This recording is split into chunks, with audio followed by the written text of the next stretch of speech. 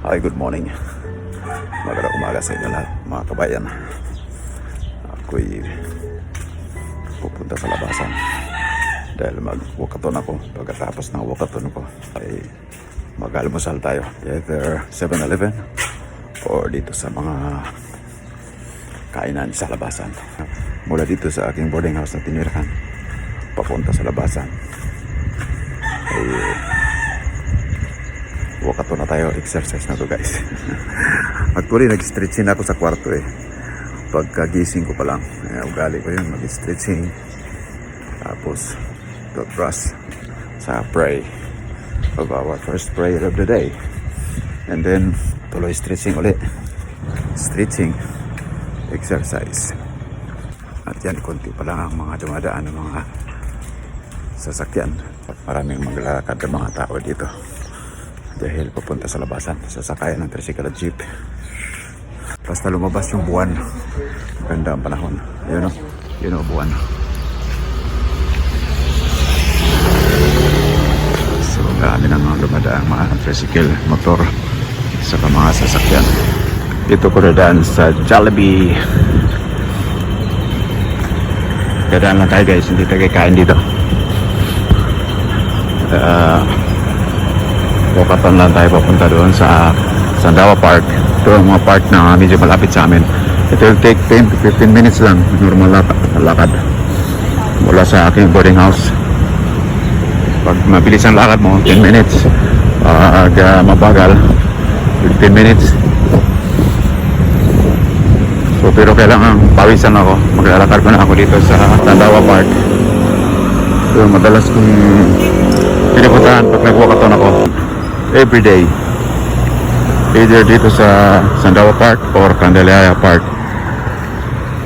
So every weekends, siyempre doon sa People Park.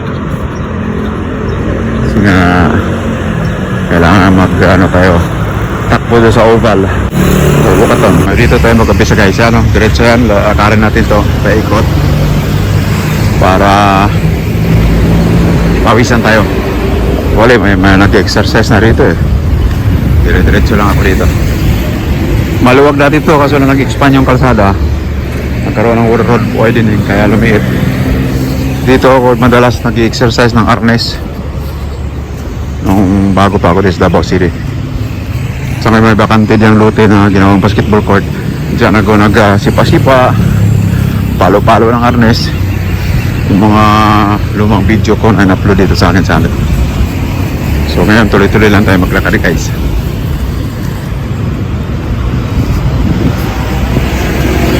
Medyo malamig ang panahon kasi nga maganda ang simoy ng hangin. Ito may bakanting luti dito guys katabi ng KTV Music Lounge. Ito nag-exercise na sila tatayo, papapawis. Kaya ako walkathon lang ako kasi nga pagkatapos ng ating walkathon mag-almusal tayo. Kakapit tayo sa 7-Eleven, sabay kwentuhan, diba guys? So ang mga routine ko araw-araw ganito, walkathon sa umaga o either sa hapon. Isa lang akong ginagawa, pahinga, linis-linis ang bahay, tapos imbis na magpalundri ako, maglalaba na lang ako, kakamay ko kasi nga hindi naman masyadong madumi ang ating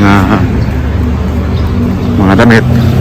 Malikabok lang para matipid. Pero paano matipid din yan? Kaya ikot ako dito guys So kasi may bago ako biniling batya, langga ng plastic. So pwede na tayo maglaba, pero hindi tayo maglaba ng weekends.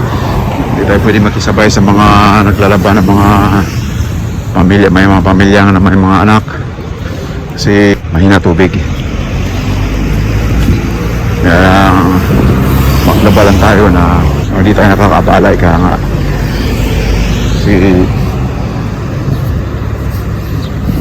magsabay-sabay maglaba parang ihi na yung tubig. Minsan walang umaakyat sa second floor kasi sa second floor yung aming labahan may naglalaba sa baba Parang ihi na lang yung tubig or sometimes wala talaga. So buti pa lang dumadaan ng mga sakyan guys. Na itong oras. So dito madalas meron din sa kabila. Doon sa kabila na yun, doon ako nagkukondak ng reels. Yung meron akong reels na nagsipa-sipa. Diyan ako. Pero sa arnes, dito ako nag-arnes. Saka dyan, sa looban na yan. May ano dyan, area na kinakang pasitbulan. Hindi na ako nagdadala ng ano ngayon, arnes, kasi kadadaan ako sa 7-Eleven. Bibili ako ng mga essential. So, walking lang ang schedule natin ngayon. Yung ang aking ninanais na magkaroon ako ng gym sana para balik ako magturo ng martial art. Wala pa tayong kapital kasi pag magtayo ka ng gym kailangan meron kang studio, magrenta ka or else bumili ka ng lote na tayuan mo ng bahay sa baba, gawin mo gym tulad ng ginawa ko sa Maynila nung araw. Ito, ikot na naman ako guys. Siguro madalawang ikot lang ako sa pang-ikot. Tapos pag walang practice, nagluluto ng merienda yung aking may bahay. Tsaka nagsiserve kami ng pagkain, merienda sa umaga at saka lunch. Tsaka dinner. Ganun lang guys. So, ang turo ko lang naman doon once a week kasi mayroon kaming main gym sa Manuela Corporation doon sa may EDSA corner na Show Boulevard. Tapos mayroon akong tinitrain na estudyante na siya taga-turo every night. Bago ako dumating, natuturo na siya ng mga basic exercise at saka mga hand techniques. Pag uwi ko, maabutan ko pa yun eh. Mag-conduct ako ng mga combat techniques ganyan. So ganoon ako ka-busy nung araw. Kaya payat na payat ako nung araw eh. Kasi na-overwork, over-exercise. You know, sa family man, kailangan kumilos para sa pamilya. Ngayon, malayo tayo sa pamilya. Kilos pa rin dahil nga gusto tayo na magkaroon ng physically fit katawan. Hindi yung nandun lang tayo sa bahay. Pag nasa bahay nga ako, ang aking mga ginagawa doon eh, naglalaro ng Rubik's Cubes, nagigitara, kaya i-edit ng mga vlogs. Busy tayo guys, nanonood ng mga vlogs ng iba. At least mayroon tayo mapulot gata ng mga lesson. Pero talagang ang vlog ko talaga tungkol sa sarili. Ayan, ikot na naman tayo guys. Last na ikot ko. So tama na yung dalawang ikot. Tapos uwi na, napapunta na ako sa 7-Eleven para makakain na ng almusal guys. Pa kaya akong terminal, doon lang ako mag-almusal kaya. Pero doon na lang sa 7-Eleven. Doon kasi yung terminal eh, tatawid doon. Tatawid pa. Tapos pag-ikot, doon na. Dito na lang para isang diretso. Tama-tama na lang yung makompleto ko yung 30 minutes walkathon a day. Tapos mayang hapon, lakad ako ulit, 30 minutes ulit. May time. Pero pag walang time, tama na yung 30 minutes in the morning walkathon. Kasi minsan pag nakapunta ako ng bayan or sa mall, wala nang time maglakad at least maaga pa pwede pa maglakad. Ibig sabihin, pagka nakapunta ako ng mall at maaga pa, may time pa akong walkathon, ginagawa ko. Pero dito na sa tabi, nilalakad ko lang pa uwi galing kunwari SM Ikulan. Nilalakad ko lang yun eh pagka umuwi, pag Pag wala lang ulan, maayos ang panahon. Tsaka maliwanag pa. Pero pag gabi na, sakay na ako ng jeep. So ganyan lang ang buhay ko dito guys. At yung nag-comment naman na ano daw ako sa pamilya ko, sponsor.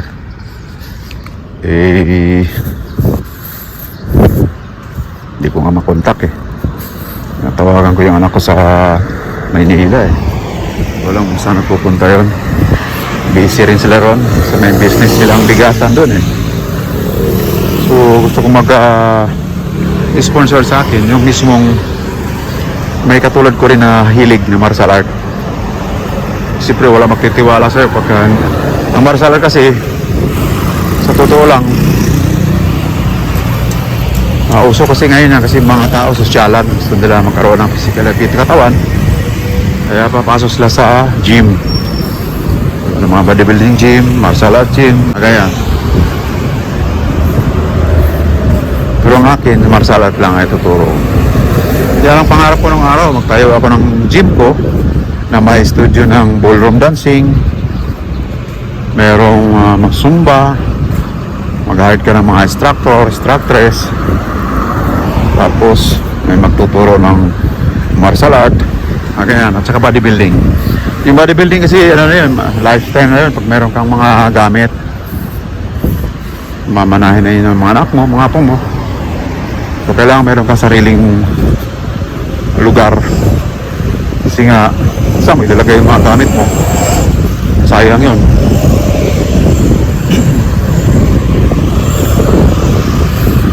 Ganun ba? So pero dito sa Davao City ang maganda negosyo talaga dito, kung gusto mo lang yung kainan, eatery, restaurant, ganyan, yun ang malaki ng kita. Sabi ng may-ari ng boarding house, tinaran ko, o kaya boarding house, pag may laki area mo, patayo ka ng boarding house, paupahan mo. Maraming naghahanap ng dito, boarding house. Kaya ako kasi hilig ako sa martial art, kaya na gusto kong maitayo, kasi kikita ka mat hindi, at least na-exercise ka sa iyong mga ginagawa araw-araw. Kasi nga ganito na talaga buhay ko as a martial artist, kailangang matuloy-tuloy mo ang iyong mga ginagawa sa araw-araw para hindi mawala yung flexibility mo, strength, saka power.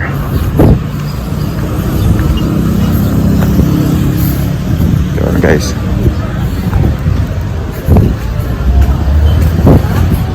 Tara, pauwi na ako guys. Dito ako dadaan sa dati kong dinaan kanina.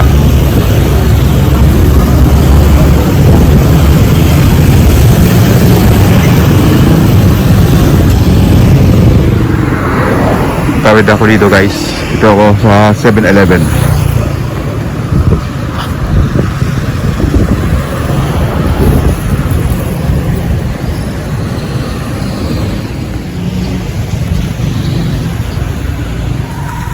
Wala yung mga gusto kong bilhin sa 7-Eleven. Dito na lang sa convenience store. Tawid ako dito guys. Dito sa Better Choice Groceries, sarado pa sarado pa sila dito na ako sa may convenience. Choice Martin, sarado pa convenience store, 24 hours to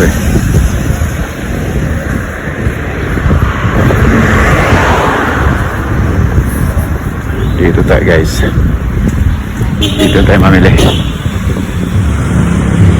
Uwi na ako guys.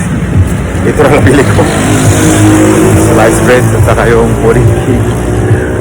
Hindi na ako bumili ng mga ibang essential, mamaya na lang doon sa Gmall kasi malaki discount pag doon ako bumili. Saka mura doon, mas mura, diba? So gaya ako guys, bahay na lang magkakape. Pinawisa na yung kilikili ko So yun lang pala ko sa inyo doon. Nasayang kayo mag-like video, mag-share, mag-subscribe sa akin channel, John Canada TV. Bye bye!